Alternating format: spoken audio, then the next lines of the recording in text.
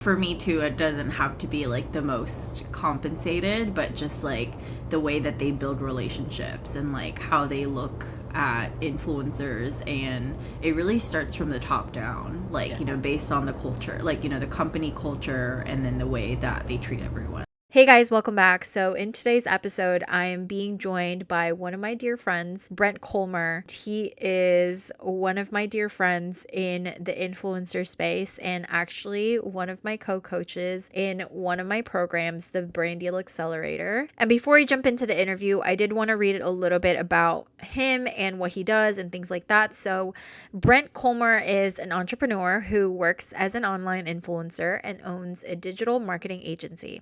He got started as an online influencer and content creator in middle school and has built that into a personal brand today known as at Boy Who Blogs. Brent has experience working on the brand side at an agency, as an online influencer, content creator, and as an influencer talent manager. Brent currently teaches social media and branding at the local college that he also graduated from and is the content coach in Naomi's Brand Deal Accelerator program. So Brent and I actually met through Clubhouse, which if you guys, throw back to 2 years ago, was the hottest social media platform for a while.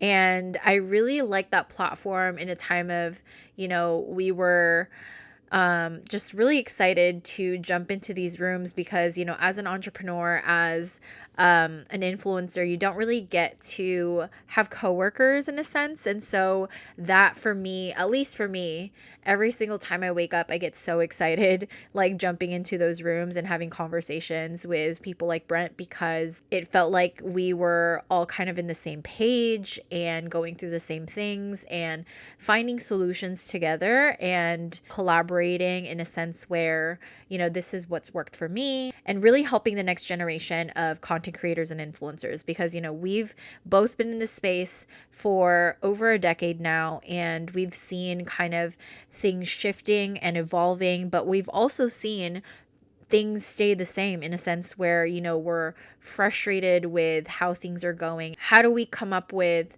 solutions in order to combat that and make influencers and creators better business owners? And so, without further ado, I will jump into the interview. All right, so we are in the room with my friend Brent, who is also a co-coach in my Brand Deal Accelerator program. He is the content coach, and we just love him. Wanted to have a chat and just talk about kind of like his journey in the influencer industry because he's been, an OG. So welcome, Brent. Thank you so much for having me. I really appreciate it. Of course. Before we jump into everything, I did want to have you speak on, how you got started as a content creator and how that sort of evolved. So it goes back pretty far. If you know my handle, it's Boy Who Blogs. So that kind of alludes to I started it when I was still considered a boy just by age.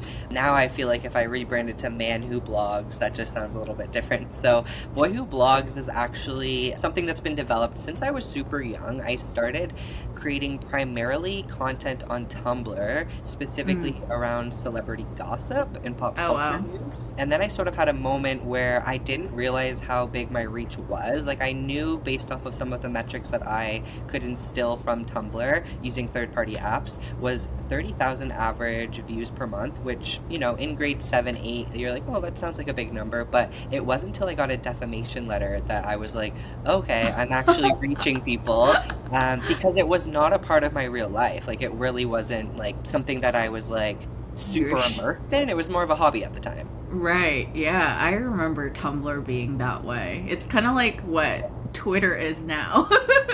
Yeah, different sort of I guess extension. Like it's definitely an extension of, my interests and what I love and what I ended up pursuing career-wise, working in entertainment. But it was really just an opportunity for me to like express myself and have fun. And I always joke that like we hear the term iPad kid, but I was such an internet kid, like speaking with Yeah. strangers and developing these skills, which, fast forward to 2024 and earlier, they are Mhm. so transferable, and they're just like really great things that I learned through my interest in my hobbies and my passions. So yeah, that's a little bit Yeah. about the journey, and then just sort of matured in front of my audience. And when I try to, explain what my lifestyle brand is, it's really about mixing business with personal, or making business personal, because I've been so lucky to work in industries where I can Mhm. be myself and be super, authentic or genuine, whatever keyword you want to use there, but just like Right. no filter kind of vibes. And I know that's super lucky. Yeah, that's awesome. That kind of reminded me when you said internet kid. I was like, man, I was like an internet kid because I started out with like Zanga, and then I found like a forum with everyone that was like interested in like Photoshop and like web design. I had a following too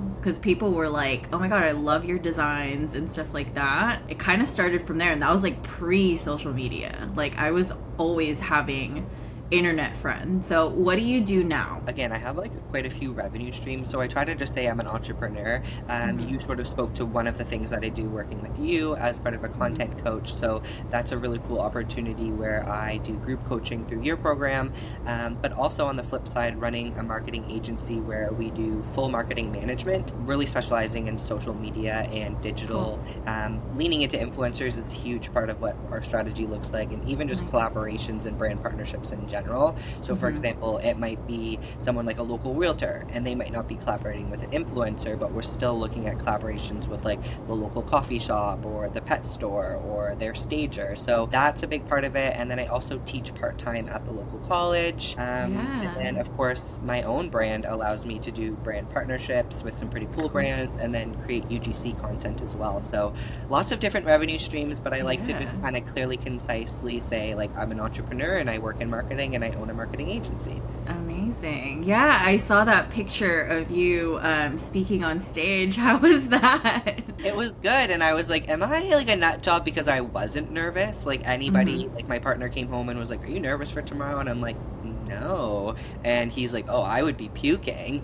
But Right. even day of, like, like the people that were like sort of like, managing the guest and coordinating the event, like, are you Hmm. nervous? And I'm like, no. And I'm not sure if that's like normal, but I really just wasn't nervous. And I think it's because what I was speaking to was something that I wrote with the help of their comms team, but it was just my Yeah. journey. Like, I know it so well that there's really nothing for me to Right. be scared of. Yeah, sometimes you kind of just like turn it on. I think for me, the nerves is just like like getting on stage in front of a lot of like physical people. Just to kind of give context, Brent was speaking on stage at his old school, was it? Yeah, so I graduated Yeah. 10 years ago from Durham College, which is our Yeah. college out here, and they asked me, the Alumni Association reached out and said, like, would you do the keynote and just tell a little bit about your story and your experience since graduating? Hmm. So, really cool opportunity. And then, if you believe Cool. in, this is super cool, and I haven't really spoken to it, so I'll give it to you for your podcast for content, but if you believe in, like, spiritual or psychic and that sort of thing, my sister actually said to me, like, I see you speaking on a big stage, like there's a That's big so audience, cool. like it's like an arena. And I was like, that's weird, like I don't really have anything lined up. And then as Yeah. soon as I got that email, I told her, and she's like, that's it. So it was interesting, because I don't know if, like, everybody obviously has their own sort of thoughts there, but it was Right. something that I actually did have a little bit of like a heads up to. So Mm-hmm. Yeah, yeah. I mean, that's real. Like, prophecy's real. It's just really exciting to be like speaking on stage and having that opportunity. So, what made you decide to kind of expand outside of,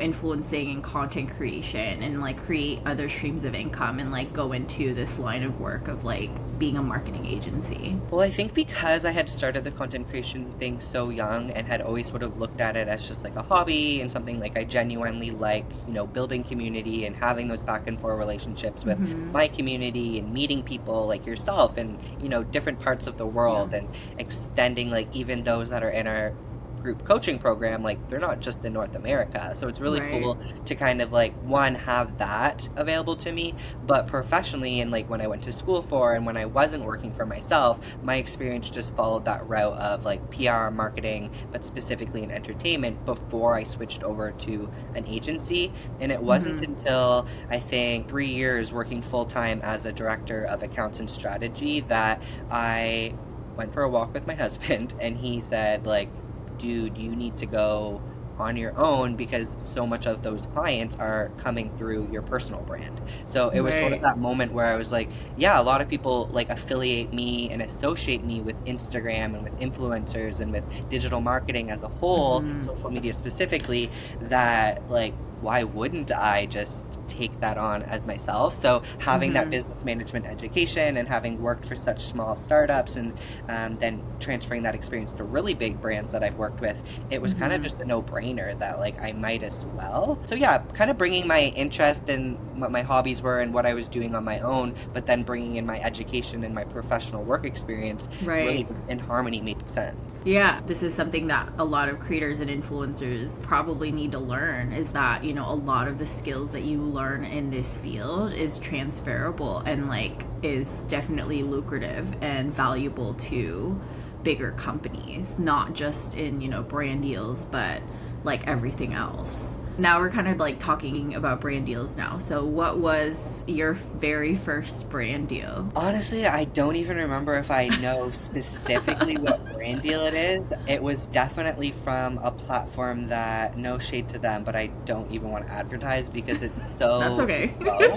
The compensation that they provide is really targeting like small influencers. So for context, I think it was probably around like even just 1,000 followers that I have, and I was getting paid anything from maybe $50 to $100, but the product included.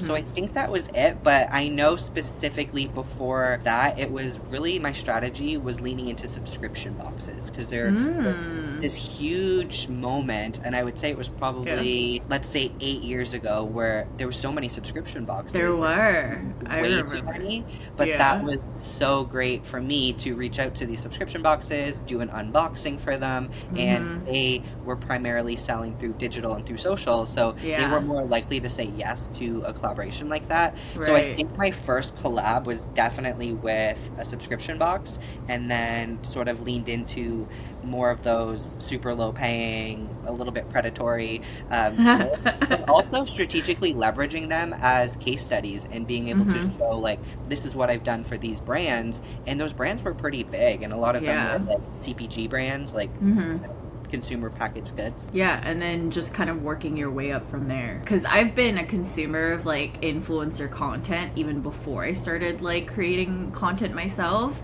And so I remember like just wanting to subscribe to all of them. Like there was like Jewel Mint, there was like these clothing rentals, outfit subscriptions. I had worked at a subscription box that had, you know, I think we had 1 million subscribers at our peak and shipped to 25 countries. And it was all based around pop culture, and more specifically sort of like that nerd culture, which to be honest, I wouldn't say I really, you know much about gaming or some of those brands, but we were working with like movie studios like Paramount and with some really cool online brands that you would definitely know, like Grumpy Cat and Boo the World's Cutest Dog, to create plushies of them to put in a subscription box, and then they had to post with their affiliate link so they would make sales off of it, but we would also compensate them to license that brand. So yeah, I knew that there was money, and I saw what I was paying out to influencers and to YouTubers and to these communities, that I was like, hey, let me kind of hit this from the talent side as well. It just made sense. Yeah, totally. I think once you kind of see the impact that it makes really like on all sides, you're just like, why not? Why not take that opportunity, you know?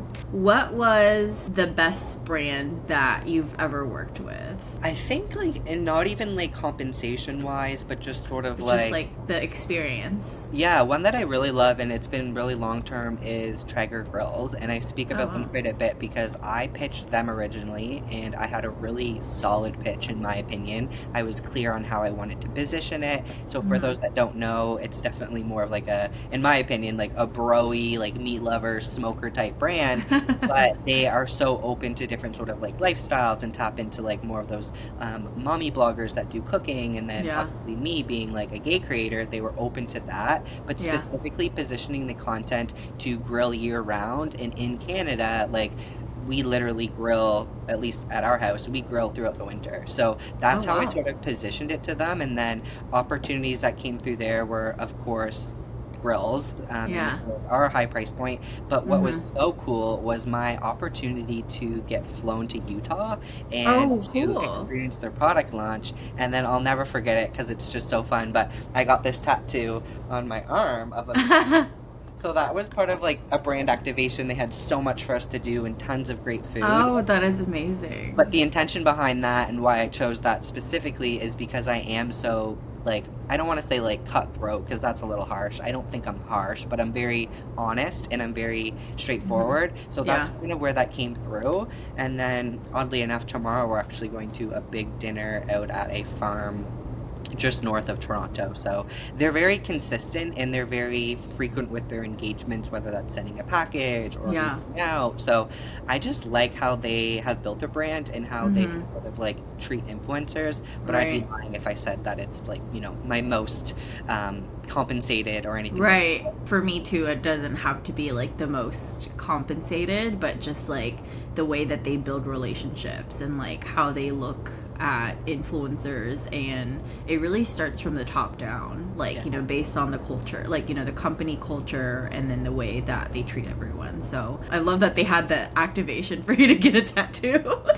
It was cool. They had like optional, of course, Yeah, tattoos and right. snowboarding, and like it was just a really cool couple days that they put together and put Yeah. Olympic Hotel. So it was really cool, and my first time actually flying alone, which was Mm. really cool because we had a layover. So it was just a good way for me to get outside of my comfort zone and to kind Yeah. of like mix and mingle with content creators that weren't necessarily from Canada. I think there was only 6 of us from Canada, Oh, okay. so it was a really cool opportunity for me. I know there's been like kind of like this discourse running around social media, like people saying that influencing is dying and that, influencer marketing is dying. What are your thoughts around that? I don't think it's dying because I still have people that reach out to me and they're Right. like far behind and they're saying like, should I be on Instagram? So it's like, well, yeah, girl, you should be on Instagram. So Yeah. I think like maybe those that are super immersed in it, like us and some of those brands that like don't even need a shout out because they're really Mhm. leveraging influencer. I think like we are seeing maybe some maturity to it, and just what I mean by that is like understanding like some of those pain points. Like a lot of people will talk about like not getting paid on time or understanding like usage and licensing and ownership as a big part. So I think we're starting to weed out a little bit more and kind of set more of these, I don't want to say policies, but more of these like guidelines that we should be kind of considering versus Mhm. what has always been the wild wild west and still is to a degree. So I Yeah. definitely don't think influencer marketing is dying because it's also a really affordable way to create content. Yeah. So we talk about UGC creators, but like for me, I don't position myself as a UGC content creator, but I did just sign a long-term UGC Yeah. deal Yeah. that is Amazing. also one of like, a higher price point Right. partnership. So I don't know. I just like, I don't think my influence is going anywhere. It's continuing to Yeah. grow slow and steady, and people are consuming so much through their phones that, Yeah. like, where else are you going to reach them? Right, exactly. And I think like it basically replaced TV for us because nobody like watches live TV anymore. The only way that brands will really like tap into their consumer is on their phones, and like when people on their phones are consuming influencer content creator content. I think that the statement is more so like, how are brands utilizing influencers? I think they're being a lot more mindful of who they're hiring. You know, there's been this shift of like, it started out as, you know, they would hire celebrities and athletes, you know, people of influence to start with, to endorse their products, and then now they've moved to influencers, and now they're kind of going back into, do you have an authority, that kind of stuff. So instead of just like hiring anyone who just has followers, they're a lot more intentional of like, who are those followers, why do those people follow this person, and like, are they of authority, and are they going to get us the ROI that we're looking for. I think the big thing that I see too is like and this is something that obviously I speak to like our creators that are working through your Brand Accelerator program, is like, there's value in your audience, and you need to know, like, if I were to reach out to somebody and I want to sell bikinis, and it's a gorgeous chick that's going to post about my bikini, but her following is mostly straight males, you're not going to see the same conversions there. So knowing there's value in your audience, but what I think is most important, and something that we're starting to see, is that alignment with the brands. Like, what do you stand for, what do I stand for, and knowing that there's a lot of like what I stand for isn't going to necessarily be what you stand for. There can be some crossover, but those core values, they really need to be identified, and they need to be aligned in order for that partnership to be successful, in my opinion. And then if you don't do that legwork, and you don't know what those content creators stand for, because they do sort of become a little bit of an extension of your brand, or maybe perceived as a little bit of an ambassador, there's a risk that comes along with that as well. So you want to make sure that you're not associating with people that don't associate, or, you know, have the same values that your brand's putting out there. Right. So kind of circling back here to like, you know, skill sets, and just kind of like in the business side of being an influencer. Like, I know you know this, like, we live in a microwave generation. Everyone wants things done yesterday. And so what was the one skill that you didn't know how to do coming into like, you know, content creation, and how did you work on that skill? Like, what was the thing that you like hated to do, but you had to learn it anyway? Honestly, it's so like funny, because it's like, I'm a content creator, but it's creating content, I would say. Like, we're constantly trying to, at least for me, like, I'm constantly trying to improve, and there's so much more coming out with like transitions and CapCut, and just understanding what people that went to school for like cinematography or video production, like, that's more second nature to them. But because I primarily started as a blogger and written content, I did have to learn how to like understand lighting and understand sound, and to like understand how to create engaging videos. And that's something that, honestly, I continue to work towards. And I don't think I'm the best at like creating videos or creating photos, but I don't think I'm the worst. I think I'm better than the average person, but in a sea of content creators and those that may be video creators first, I know that that's not necessarily my strength, but it's something that I'm going to continue to grow and continue to flex that skills. So as cliche as it is, I do think it's learning and adapting to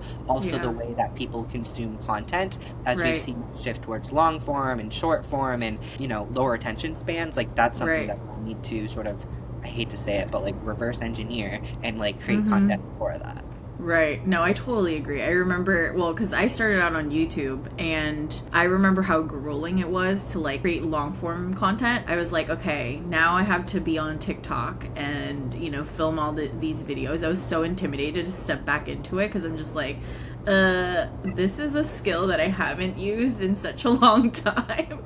But yeah, like, I totally agree. Like, just having to continue to evolve, and even not just like that skill set, but also like the way that people are consuming is like the way, like when those change, like you have to move along with it. You just have to like ride the wave, because, you know, it is an ever evolving industry. Like, you know, 10 years from now, who knows how people are going to be consuming. Even the pandemic alone, like, it started out with like 5-second videos, and now like on TikTok you see people like recording up to like 10-minute long videos, you know what I mean? So it's just crazy how things just kind of shift like very quickly. What was a misconception that you had about the influencer industry, like coming into it? I think the biggest sort of misconception, or sort of like thing that was like holding me back, or maybe like my understanding of it, was just like, who can be an influencer. Right. And a lot of people like use that term differently, and some people may not love that term influencer, but for me, I'll take it and I'll run with it, because I think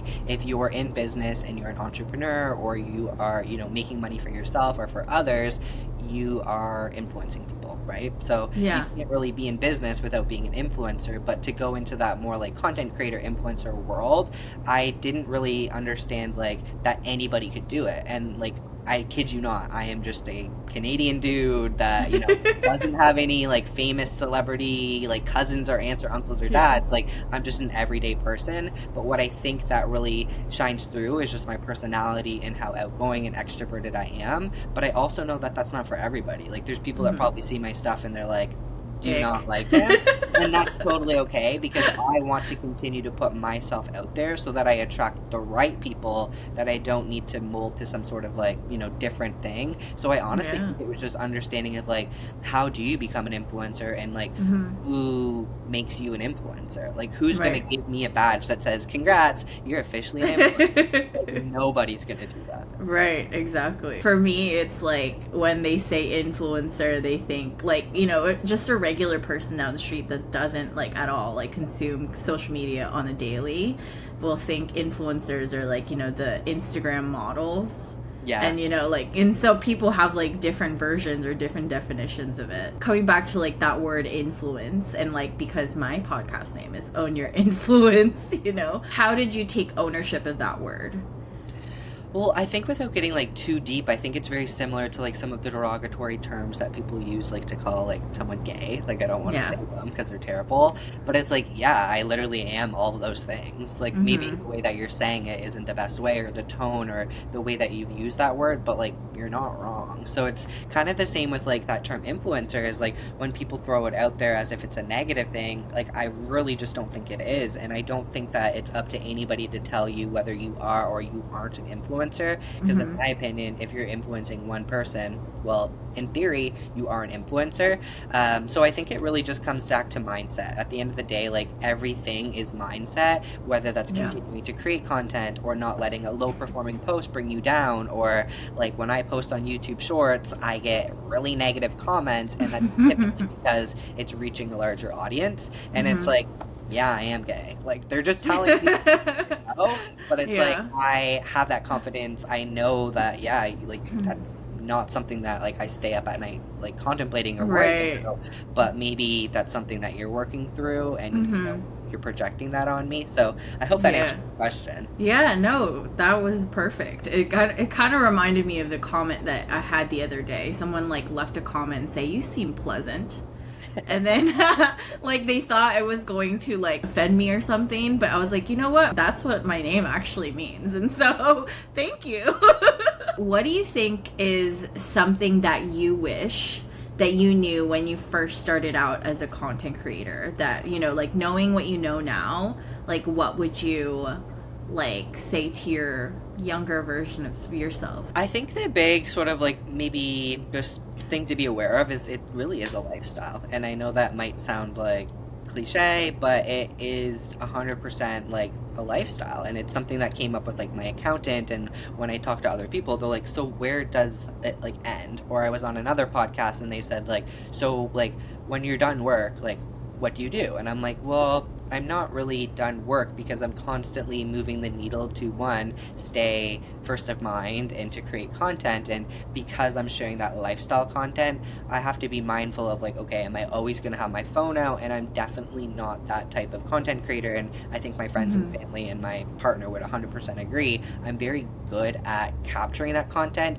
but not ruining the moment. But there is that notion. It's like, okay, I'm traveling here, or this restaurant's really cool, or like, I can just see that vision, like that would be a perfect shot, or a really cool clip, or I see a trend and I'm like, I want to create it right now. So it's knowing that like it's not really an on and off switch, it's kind of left on for the most part. And just understanding that like if you are going to be putting yourself out there, even like one thing that I was speaking to yesterday is like safety and like creepy people, and like knowing that like that's kind of part of it, and just being able to sort of navigate that and find resources and know that like, you're putting yourself out there, and not everybody that you like come across is going to be like not have the best intentions. Yes, that's a really good way to put it. Yeah. Yeah. No, I totally agree. Like, yeah, for me too, like I do that also, like where I always think about when I see something that, oh my God, that's a perfect shot, evolved to where it's no longer about okay, I'm going to post this now. Because I definitely had that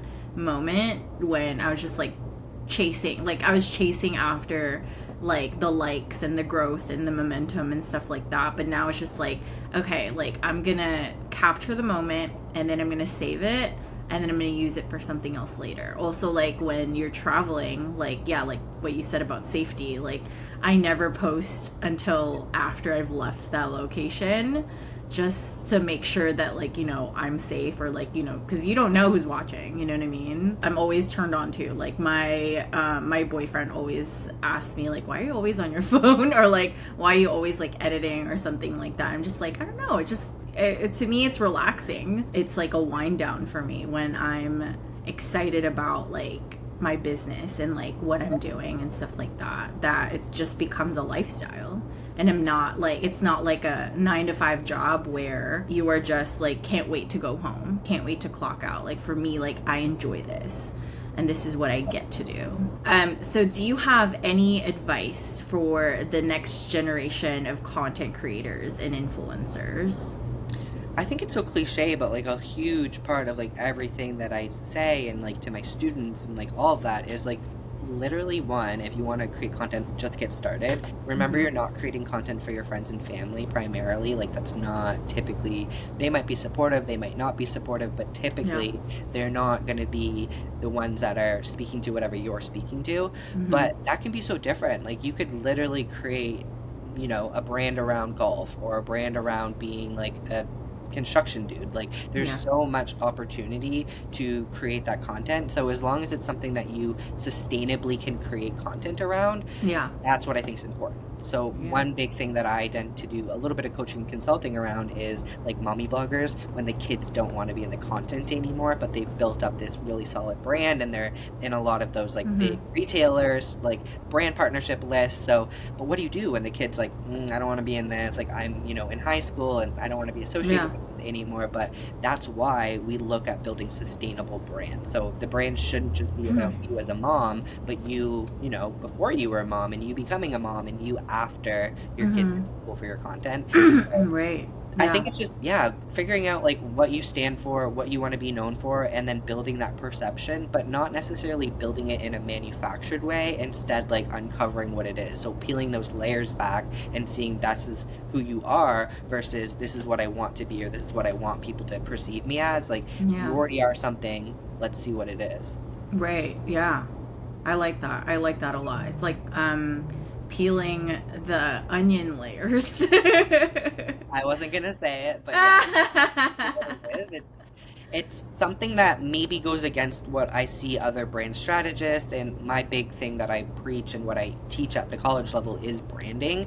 And I strongly disagree with the idea of like, what 3 words do you want to be known as, or like manufacturing something and like creating something. Like a personal brand is not a corporate brand. A personal brand, you already are it, and we need to figure that out and do some of that work there. But like, it's not that hard. I mean, it's harder than it sounds, but it's not that, it's not that much. Yeah, it's honestly like just within you. Like you just have to kind of dig deeper. Well, thank you so much for this. This is freaking awesome. Like I enjoyed our conversation a lot. Where can we find you?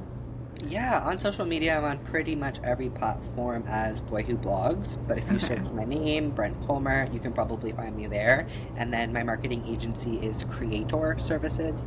A lot of people say creative services, but it's creator. We're creators. But yeah, that's where you can find me online. And my website is actually boywhoblogs.com. So pretty simple.